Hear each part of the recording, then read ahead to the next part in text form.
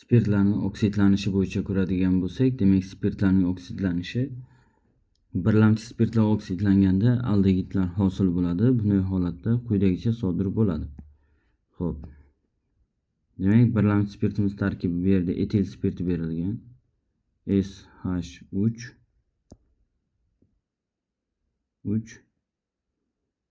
S o'zi bitta OH bor edi.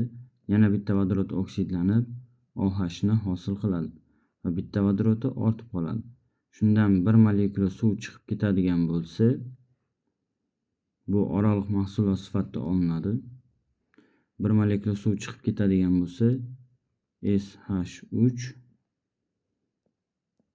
S qo'shib bog' bilan bog'langan bitta kislorod va vodorod plus suv hosil bo'ladi. Xo'p, keyingi reaksiyamiz bo'yicha ko'radigan bo'lsak, keyingi reaksiyamiz ikkilamchi spirtning oksidlanishi. Bu, ya'ni hozir bu yerda berilgan savol propanol 2 berilgan. Shuni oksidlab ko'rsatishimiz kerak ekan. Oksidlaydigan bo'lsak, mana bu vodorod o'zini yoniga bitta kislorodni biriktiradi. Bu vodorodning o'rniga endi OH kelib birikadi. Organikada shunday qoida bor. Bitta uglerod atomida ikkita gidroksid bo'lishi mumkin emas.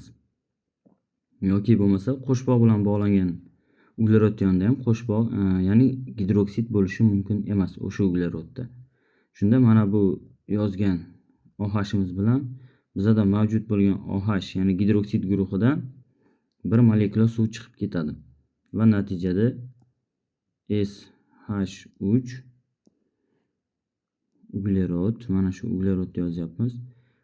Suv chiqib ketishi hisobiga bu yerda qo'shbog' bilan bog'langan bizga bitta kislorod qolib ketadi va SH3 atseton hosil bo'ladi.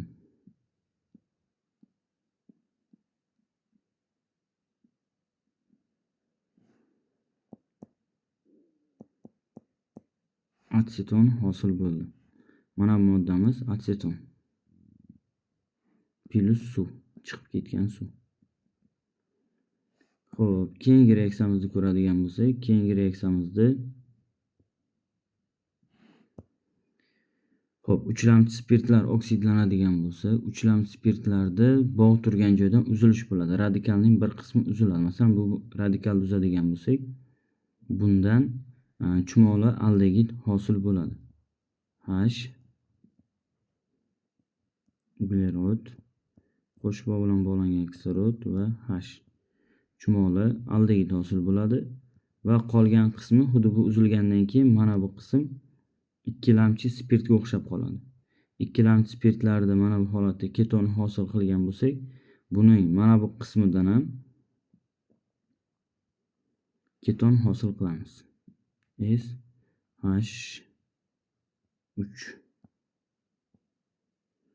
hop, uglerod, qo'shbog' bilan bog'langan kislorod SH3 plus bu yerda ham degidratlash, ya'ni ikkita gidroksid kelib qolganligi sababli yana suv chiqib ketish holati kuzatiladi.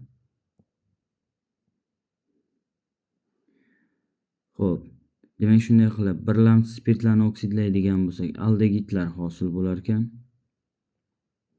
Ikkilamchi spirtlarni oksidlasak, keton hosil bo'lar ekan. Uchlamchi spirtlarni oksidlaydigan bo'lsak, endi bunday holatda bizga ham keton, ham aldegid hosil bo'ladi. Agar oksidlash jarayoni davom ettirildi desa, mana bu chiqqan aldegidlarni, bu aldegidni va mana bu aldegidimizni biz kislotagacha oksidlashimiz mumkin. Ketonlar oksidlanishga chidamli bo'lgan moddalar hisoblanadi.